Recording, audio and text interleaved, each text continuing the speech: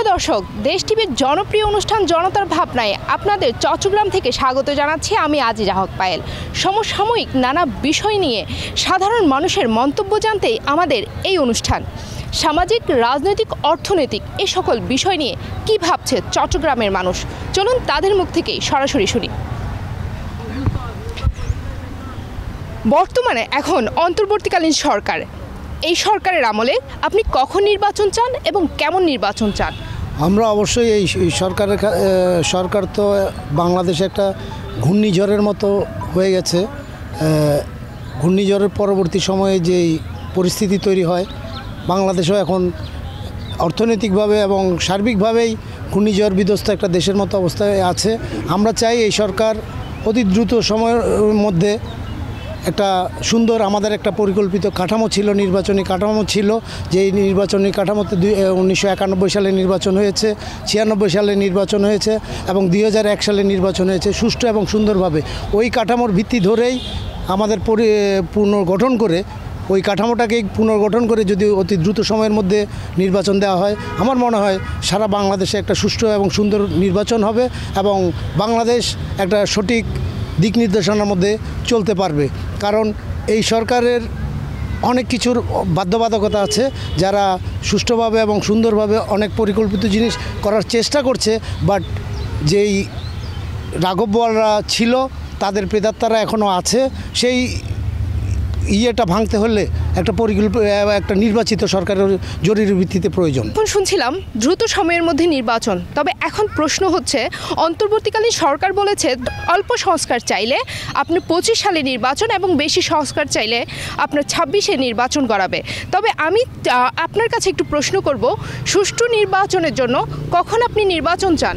আমাকে time bound যদি বলতে হয়, টাইম বাউন্ডের আগে দিয়ে একটা কথা বলতে চাচ্ছি। সেটা হচ্ছে যে দেখেন, আমাদের এখন ট্রাইং নিড খুব দ্রুত সমস্যা সমাধান করাটা যেগুলো জরুরি, তার চেয়ে বেশি জরুরি হচ্ছে যে একটা অন্তর্বর্তীকালীন সরকারের সামনে অনেকগুলো চ্যালেঞ্জ আছে, এই চ্যালেঞ্জগুলো মোকাবেলা করার ব্যাপারটাও আছে। এখন এই যে চ্যালেঞ্জগুলো অনেকগুলো দীর্ঘমেয়াদী পরিকল্পনার মাধ্যমে করতে হবে, কতগুলো আছে স্বল্পমেয়াদীর মাধ্যমে করতে হবে। আর বর্তমান যে অন্তর্বর্তীকালীন সরকারের সময়কার যে প্রবলেমগুলো হচ্ছে, সেটা হচ্ছে এখানে বিভিন্ন জায়গা থেকে সরকার পরিচালনা করার চেষ্টা করা হচ্ছে। এই ধরনের একটা বহুমুখী সরকার পরিচালনার চেষ্টা থেকে বের হয়ে আসতে হলে, আমার বাংলাদেশকে সঠিক রাস্তায় আনতে হলে প্রথমেই আমাকে করতে হবে সেটা একটা সুষ্ঠু নির্বাচন, গ্রহণযোগ্য নির্বাচন এবং পার্টিসিপেটরি নির্বাচনটা খুব জরুরি হয়ে গেছে। আর এই যে নির্বাচনটা করতে হলে আপনাকে প্রথমেই নির্বাচন সংক্রান্ত যাবতীয় বিধিবিধানগুলো একটু সংস্কার করতে হবে।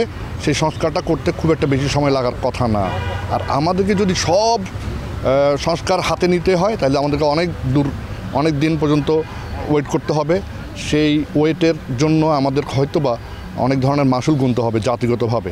সেই দিকে না যেয়ে আমি মনে করি অতি দ্রুত সম্ভব, যত দ্রুত সম্ভব, আমি বলবো যে ধরেন 1 বছরের ভিতরে যদি একটা জাতীয় নির্বাচন হয়, তাহলে পরবর্তীতে যেই নির্বাচিত সরকারটা দেশে আসবে, সে অনেক শক্তিশালী থাকবে এবং সেই শক্তি দিয়ে, সে মেধা দিয়ে, সে জবাবদিহিতা দিয়ে আমাদের দেশটাকে খুব দ্রুত আগায় নেওয়ার মতো স্কোপ তারা পাবে। এই জন্য আমি পরিশেষে একটা কথা বলবো, সেটা হচ্ছে যে আমার যত দ্রুত সম্ভব একটা ভালো নির্বাচনের মাধ্যমে নির্বাচিত গভর্নমেন্টের কাছে ক্ষমতা হস্তান্তরের আশাবাদ ব্যক্ত করব। ধন্যবাদ। আপনাকে। আমরা এতক্ষণ শুনছিলাম সংস্কারের কথা, অন্তর্বর্তীকালীন যে সংস্কারের কথা বলেছে, আপনি এই সংস্কারে কতটুকু সন্তুষ্ট? এই 5 মাসে কতটুকু সংস্কার হয়েছে বলে আপনি মনে করছেন? আসলে সংস্কারের তো একটা দীর্ঘমেয়াদী পরিকল্পনা, এটা এই অল্প সময়ের ভিতরে করা সম্ভব নয়। আর বর্তমান যে ইন্টারিম গভর্নমেন্ট, তারা একটা বিপ্লবের মাধ্যমে এসেছেন। তাদের অনেকেই আছেন উপদেষ্টা যারা সরকার পরিচালনা এত অভিজ্ঞ না, এবং যাদের এই অভিজ্ঞতার অভাবের কারণে সংস্কার প্রক্রিয়াটা এত চলমান নাই, এবং আমার এটা দৃশ্যমান না। আমরা সংস্কার কমিশন দেখছি, 4টা সংস্কার কমিশন, তারা কিছু সুপারিশ করেছে। এই সুপারিশগুলো বাস্তবায়ন করতে হলে একটা নির্বাচিত ম্যান্ডেট প্রাপ্ত একটা সরকার দরকার। আর ম্যান্ডেটবিহীন সরকার সংস্কার কার্যক্রম দ্রুতভাবে পরিচালনাও করতে পারবে না। তো এই সেহেতু আপাত দৃষ্টিতে মনে হচ্ছে তারা এই সংস্কার কার্যক্রমগুলো যেটা দৃশ্যমান হওয়ার কথা এই 4 মাসে এই দৃশ্যমান আমরা দেখতেছি না। আপনি কতটুকু সন্তুষ্ট? সামনে আমি সন্তুষ্ট কেন, বিগত 17 বছর বিএনপি যেভাবে জেল জুলুম নির্যাতন এবং গুম খুনের শিকার হয়েছে, তো আমরা সাধারণ মানুষ হিসেবে আমরা চাই যত দ্রুত নির্বাচন দিয়ে এই সরকার চলে যাওয়াটা আমার মনে সবচেয়ে বেস্ট। ধন্যবাদ। আপনি কেমন সরকার চাচ্ছেন? নির্বাচিত কেমন সরকার চাচ্ছেন আপনি? জনগণের প্রতিনিধি হিসাবে যাদের স্বচ্ছ এবং গ্রহণযোগ্যতা আছে আমি চাই তারাই সংসদ পরিচালনা করুক। আমরা তো সকলেই চট্টগ্রামের মানুষ। চট্টগ্রামে কি সংস্কার খুব দ্রুত করা প্রয়োজন বলে মনে করছেন? আমরা মনে করি চট্টগ্রামের মানুষদেরকে ভালো একটা কর্মসংস্থান যোগায় দিয়ে সরকার এই অবৈধ সরকার এই দেশকে লুটপাট করে দেশের মানুষকে ধ্বংস করে দিয়ে গেছে। আমরা চাই এই দেশকে গোছায় সবাই একসাথে মিলেমিশে কাজ করতে। আমরা এটাই সরকারের কাছে আবেদন করছি। ধন্যবাদ। জনতার ভাবনায় নিচ্ছি ছোট্ট একটা বিরতি। দর্শক, জনতার ভাবনায় আপনাদের আরও একবার স্বাগত। সাধারণ মানুষ কী ভাবছে সরাসরি তাদের মুখ থেকেই শুনব। আমরা জানি অন্তর্বর্তীকালীন সরকারের প্রধান উপদেষ্টা ডক্টর মোহাম্মদ ইউনূসের বাড়ি চট্টগ্রামে। চট্টগ্রামের ছেলে হিসেবে ওনার কাছে আপনার কী দাবি? আসলে চট্টগ্রামের সন্তান ডক্টর মোহাম্মদ ইউনূস সাহেব, উনি জাতির সূর্য সন্তান। যেহেতু আমরা চট্টগ্রামবাসী, আমাদের চট্টগ্রামবাসী দীর্ঘদিনের একটা আকাঙ্ক্ষা ছিল, দক্ষিণ চট্টগ্রামের প্রায় কোটি মানুষের আকাঙ্ক্ষা কালুঘাট সেতু। তো আমরা জানি বিগত বছরের সরকার এই সেতু নিয়ে অনেক রকম পায়তারা করছে, কিন্তু এই সেতু করতে ব্যর্থ হয়েছে।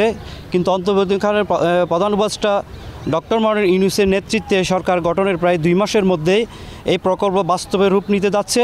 আমি আশা করব এই প্রকল্পকে সঠিক বাস্তবায়নের মাধ্যমে ডক্টর মোহাম্মদ ইউনূস সাহেব চট্টগ্রামবাসীকে একটা কালুঘাট সেতু উপহার দিয়ে যাবেন।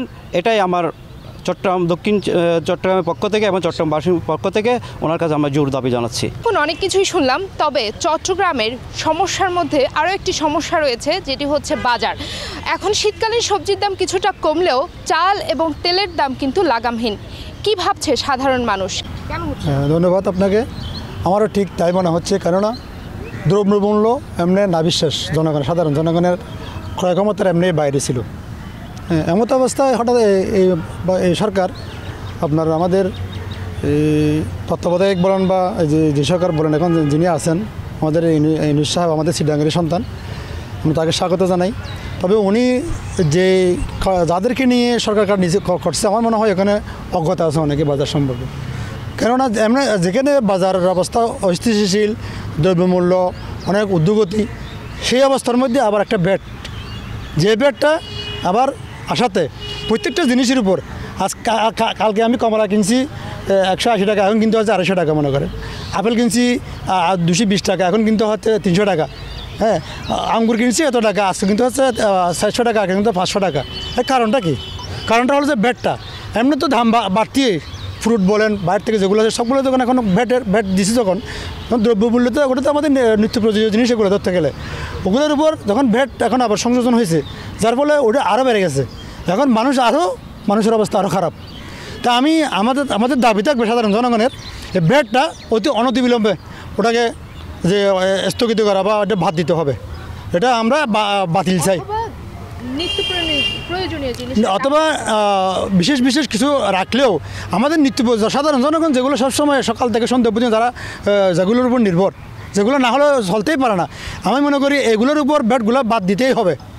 না হলে দেখবেন যে আগামীতে দেখবেন যে সাধারণ জনগণ রাস্তায় নেমে আসবে। আর সিন্ডিকেট তো আগে যে সিন্ডিকেটগুলো ছিল, আমার তো মনে হয় না সিন্ডিকেট এখনও ভাঙছে। এখানে আরও যারা আগে সিন্ডিকেট ছিল, এখন যাদের এখন যারা এখন আসছে, হ্যাঁ, আমাদের বর্তমান ক্ষমতায় যারা আছে, এদের কিছু আপনার সহযোগিতায় এরা এখনও টিকে রয়ে গেছে।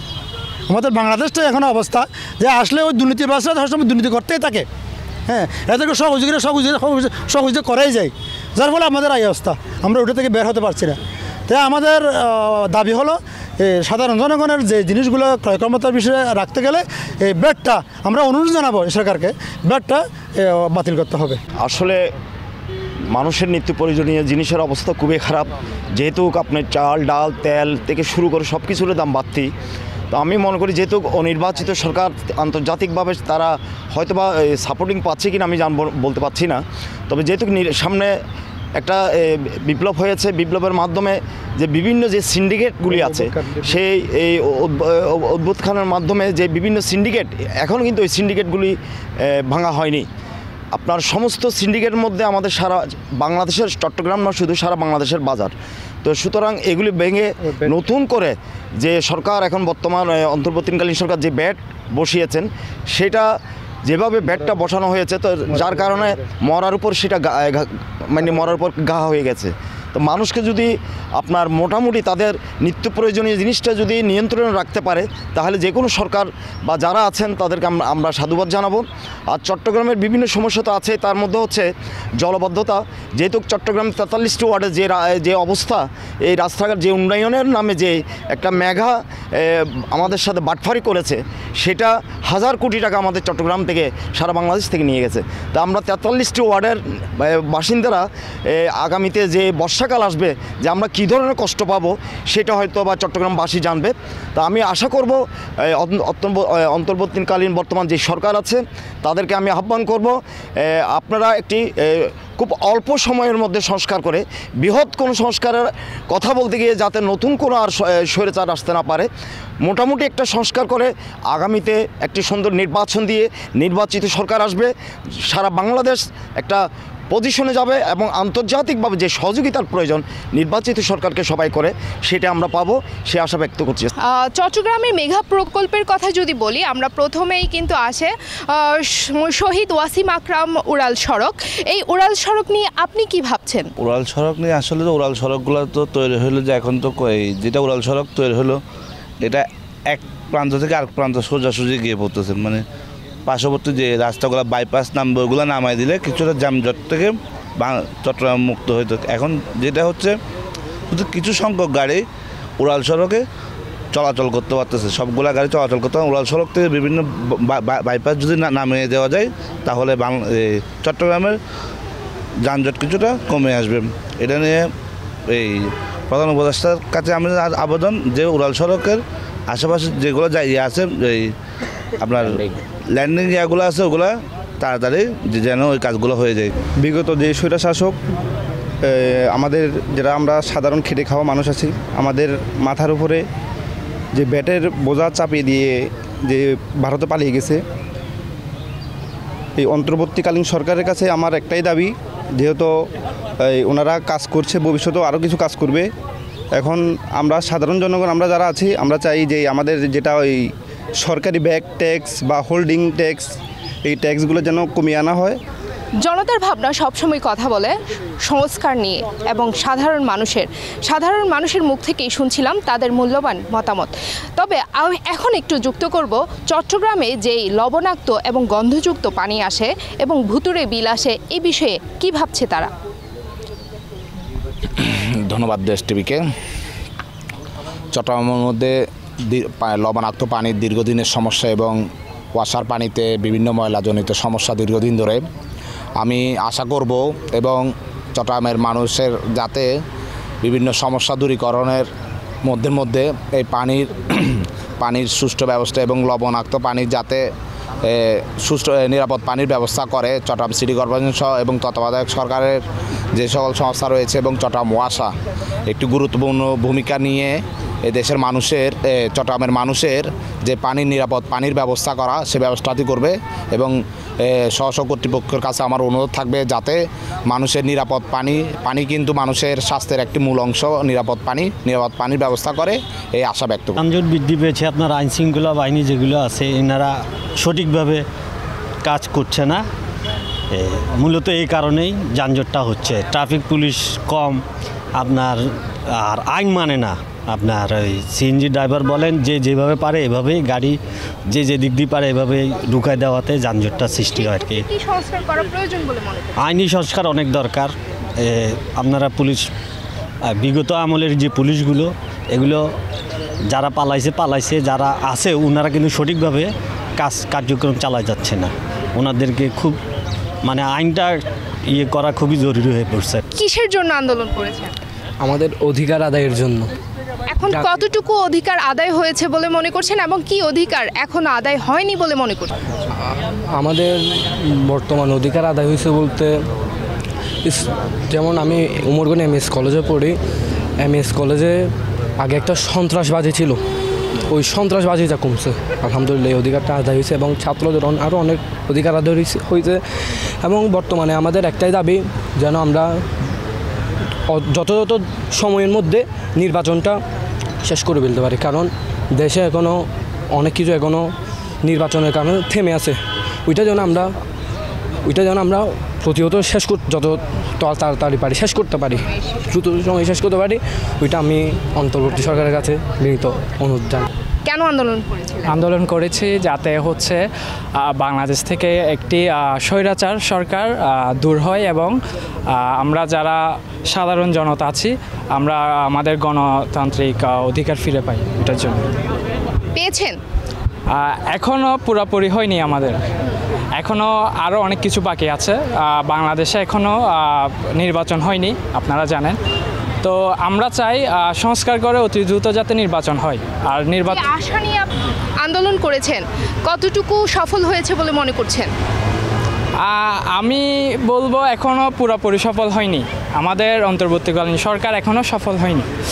কারণ হচ্ছে এখনও অনেক জায়গায় যে শৃঙ্খলা পরিস্থিতি এখন এটি আগের মতো করে আমরা যে পরিস্থিতি চেয়েছিলাম সেটি এখনও হয়নি, যার কারণে হচ্ছে আমরা চাই আমাদের দেশের আইনশৃঙ্খলা পরিস্থিতি যাতে আরও উন্নত হয়। দর্শক জনতার ভাবনায় নিচ্ছি ছোট্ট একটা বিরতি।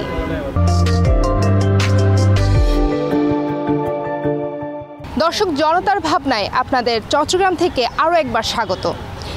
সাধারণ মানুষের অসাধারণ মন্তব্য শুনতেই আমাদের এই আয়োজন, সরাসরি তাদের সাথেই কথা বলবো।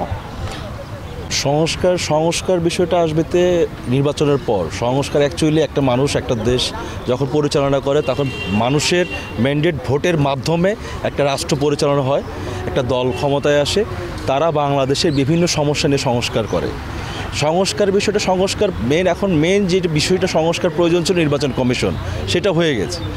নির্বাচন কমিশন সংস্কার হওয়ার পর এখন একটা দরকার খুব দ্রুত যে একটা বাংলাদেশ, যে অস্থিরতা বাংলাদেশ, যেটা এখন আইনের শাসন বলেন বা নিরাপত্তাহীনতা বলেন, বাংলাদেশের জনগণ যেভাবে ফেস করতেছে, এর থেকে উত্তোলনের জন্য একমাত্র দরকার যে একটা সুষ্ঠু নির্বাচন।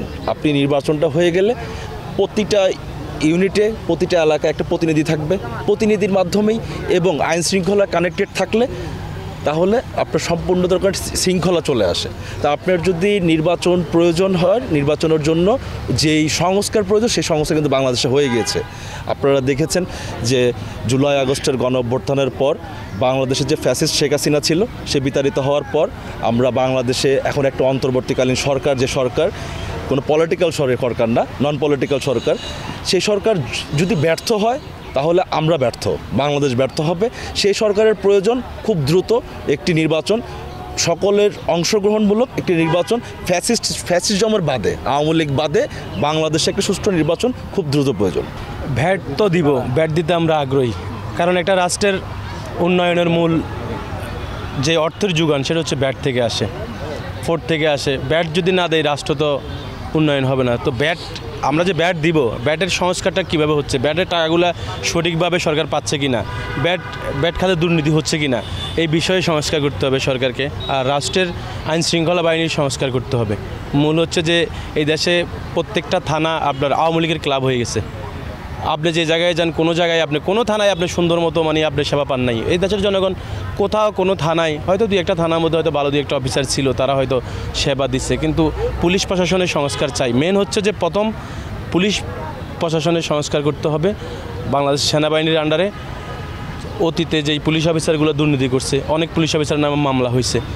এই যে আপনার 5 তারিখের যেই আন্দোলনে যে একটা আমরা যে স্বাধীনতা অর্জন করছি, এই স্বাধীনতাকে আমাদের অক্ষুণ্ণ রাখতে হলে ধরেন আমাদেরকে আইন শৃঙ্খলা বাহিনী সংস্কার করতে হবে। মূল এটা রাষ্ট্রর মূল হচ্ছে যেমন ব্রিটিশের আইন, ব্রিটিশের এই সরকারের একটা নির্বাচিত সরকার আসার পরে ব্রিটিশের আইনটা বাতিল করতে হবে। যেমন সরকারকে এখন আইন শৃঙ্খলা বাহিনী সরকারকে যদি সহযোগিতা না করে, পুলিশ প্রশাসন যদি সহযোগিতা না করে, ওর ওএসডি করা হয়, ওর চাকরি থেকে অব্যাহতি দেওয়া হয়। পুলিশ যেন জনগণের বন্ধু হিসাবে এই দেশে প্রতিষ্ঠিত হয়। আমি জনগণের বন্ধু, আমি কোনো সরকারের বন্ধু না। আমি এই রাষ্ট্রের কর্মচারী, আমি রাষ্ট্রের আইন শৃঙ্খলার দায়িত্বে আছি। এই রাষ্ট্রের যেন কোনো ক্ষতি না হয়, আমি রাষ্ট্রের পক্ষে থাকব। আমি কোনো এই নির্বাচিত কোনো সরকারকে আমি সহযোগিতা করব না। আমি রাষ্ট্রের জনগণের পক্ষে কথা বলবো। দ্রব্যমূল্য নিয়ন্ত্রণ হচ্ছে না সরকারের অব্যবস্থার কারণে। যদি বাংলাদেশে একজন নির্বাচিত সরকার থাকতো, সেই নির্বাচিত সরকারের মাধ্যমে বিভিন্ন জায়গায় বিভিন্ন ধরনের লোকজন কাজ করতো, সরকারি কর্মকর্তারা কাজ করতো, এবং ওইখানে যদি কোনো অনিয়ম হতো তারা যাইতো, সেই জিনিসগুলি তারা ওই অব্যবস্থাগুলি তারা ধরতো এবং সেখানে তার সঠিক ব্যবস্থা করতো। এখন দেখেন বাংলাদেশে যেহেতু অন্তর্বর্তীকালীন সরকার আছে, এই অন্তর্বর্তীকালীন সরকারের মাধ্যমে বিভিন্ন জায়গায় তারা গুটি কয়েকজন মনে করেন যে সরকার দায়িত্ব পালন করতেছে, এবং তাদের আন্ডারে অনেক মানুষ কথা শুনতেছে না, বিভিন্ন ধরনের ইয়ের কথা করতেছে তারা। সেজন্য যদি আমাদের দেশে একজন নির্বাচিত সরকার থাকতো, তাহলে সেই নির্বাচিত সরকারের মাধ্যমে এই অব্যবস্থাপনাগুলো দূর হতো এবং দ্রব্যমূল্য নিয়ন্ত্রণ চলে আসতে বলে আমার মনে হয়। আমরা এমন একটা নির্বাচন চাই যাতে জনগণের ভোটের অধিকার প্রতিষ্ঠিত হয়, জনগণের এই যে লুটপাট, বিগত 15 বছর যে লুটপাট হয়েছে সেরকম যাতে কোনো কিছু না হয়, সঠিক একটা জনগণের সরকার প্রতিষ্ঠিত হয় নিরপেক্ষ ভোটের মাধ্যমে, সেরকম একটা নির্বাচন আমরা চাই। সুষ্ঠু নির্বাচনের জন্য কি করণীয় বলে, কি সংস্কার করণীয় বলে আপনি মনে করছেন? হ্যাঁ, সুষ্ঠু নির্বাচনের জন্য আপনার প্রথমে হচ্ছে সরকারের একান্ত আন্তরিক চেষ্টা থাকতে হবে, এবং ওই চেষ্টার প্রতিফলনটা হবে আপনার নির্বাচন কমিশনারকে স্বাধীনতা দেওয়া এবং সুষ্ঠু একটা ভোটার হালনাগাদ তথ্য প্রণয়ন করা, এবং আপনার নির্বাচনে আইনশৃঙ্খলা বাহিনী যেন নিরপেক্ষভাবে কাজ করতে পারে সেই স্বাধীনতা দেওয়া। কারণ আপনার আইনশৃঙ্খলা বাহিনীর কাছে যদি সেই স্বাধীনতা না থাকে তাহলে সুষ্ঠু নির্বাচনের অন্তরায়, যেটা আমরা গত 3টা নির্বাচনে দেখেছি, রাতের অন্ধকারে ভোট হয়ে গেছে। আর গণতন্ত্রের প্রধান নিয়ামকই হচ্ছে একটা সুষ্ঠু নিরপেক্ষ নির্বাচন। যদি গত 3টা নির্বাচন যদি সুষ্ঠু এবং নিরপেক্ষ হতো তাহলে 5ই আগস্ট 24-এর ঘটনাটা ঘটতো না। তো জনগণের এখন পর্যন্ত পরিস্থিতি একটা সঠিক সময়ের মধ্যে এবং দ্রুত সময়ের মধ্যে সঠিক এবং সুষ্ঠু একটা ফেয়ার ইলেকশন। জলাবদ্ধতা নিয়ে বিগত সরকার অনেক টালবাহানা করছে। চট্টগ্রামকে নিয়ে যেই আসছে, মেয়রে যেই বসছেন, উনি এই বিভিন্ন মেগা প্রকল্পের নামে বিভিন্ন টাকা হরিলুট করেছে। আশা করি আমাদের বর্তমান যিনি এখন মেয়র আমরা পেয়েছি, ডাইনামিক একজন মানুষ, জনবান্ধব একজন মানুষ, আশা করি উনি আমাদের এই সমস্যাগুলো সমাধান করবে। ওনার কাছে আমরা এটাই প্রত্যাশা করি। সংস্কার করার প্রয়োজন বলে মনে করছেন আপনি? মেয়রের কাছে কি দাবি রাখছেন? আমরা মেয়র কাছে সর্বপ্রথম দাবি করব আমাদের নালাগুলো যাতে সুষ্ঠুভাবে খনন করা হয়, যেন পানি প্রবাহ ঠিক থাকে, যে আমাদের এখানে যেটা গেট করা হয়েছে গেটটা সঠিক ব্যবহার করা হয়, সেটাই ওনার কাছে আমাদের মূল দাবি। আমাদের যে ওয়াসা এবং হচ্ছে যে জলাবদ্ধতা, এটা নিয়ে আপনি একটু বিস্তারিত বলেন। ওয়াসা আর জলাবদ্ধতা যেটা আসলে সমস্যা, এটা সত্যি কথা বলতে কি এখানে সমন্বয়ের অভাব আছে। সব কিছু যদি আমরা বিগত মেয়রগুলোকেও দেখলাম যে এই কথাটা বলে এসেছে, বর্তমান মেয়রও বলছে যে সিটি গভর্নমেন্ট এটা যদি করে, আমার মনে হয় সবাইকে ঐক্যবদ্ধভাবে, তাহলে মনে হয় এইসব সমস্যার সমাধান হবে। এই ছাড়া আসলে দেখেন এক জায়গায় রাস্তা করে আরেক জায়গায় দেখেন রাস্তা করছে, সকালে রাস্তা করে গেল, আমার এদিকে বাকুলিয়াতে আমি দেখলাম সকালে রাস্তাটা করে গেল, রাত্রে দেখলাম কেটে দিল। তো এই ধরনের সমন্বয় না থাকলে তো হবে না। তাই এটা একটা সমন্বয়ের দরকার আছে, যে সিটি গভর্নমেন্ট যে কনসেপ্টটা, হয়তো এরকম এই ধরনের যদি কোনো কিছু একটা করা যায়, হয়তো সবাইকে এক ছাতার নিচে আনলে হয়তো এগুলা সব কিছু সঠিকভাবে পরিচালনা করা সম্ভব। এই ছাড়া আসলে কখনো এগুলো হবে না, শুধু বলার জন্য বলা হবে কিন্তু কাজের কাজ কিছু হবে না। তাই সবাইকে, যত ডিপার্টমেন্ট এখানে আছে, সিডিএ বলেন, ওয়াসা বলেন, সিটি কর্পোরেশন বলেন, আরও যেই সেবামূলক প্রতিষ্ঠানগুলো, সবগুলোকে এক ছাতার নিচে আনতে পারলেই এইসব সমস্যার সমাধান। তাছাড়া কখনোই হবে না। এগুলো আমরা বলতেই থাকবো জনগণ, এবং এ ধরনের দুরবস্থাতে আমরা এগুলো চলতেই থাকবে। তাই আমি সবাইকে এই আমব্রেলাতে এক ছাতার নিচে আনার জন্য আমি বর্তমান গভর্নমেন্টকে এ ধরনের একটা কোনো কিছু কনসেপ্ট যাতে করতে পারে বিভিন্ন সিটিতে, বড় বড় সিটিতে, আমি এই আহ্বান জানাচ্ছি। সামাজিক, রাজনৈতিক, অর্থনৈতিক এই সকল বিষয় নিয়ে চট্টগ্রামের মানুষ কী ভাবছে তাই শুনলাম আজ সরাসরি। আজ এই পর্যন্ত, এখানেই শেষ করতে হবে। আবারও দেখা হবে চট্টগ্রাম থেকে অন্য কোনো পর্বে। ততক্ষণ পর্যন্ত ভালো থাকবেন, সুস্থ থাকবেন। আল্লাহ হাফেজ।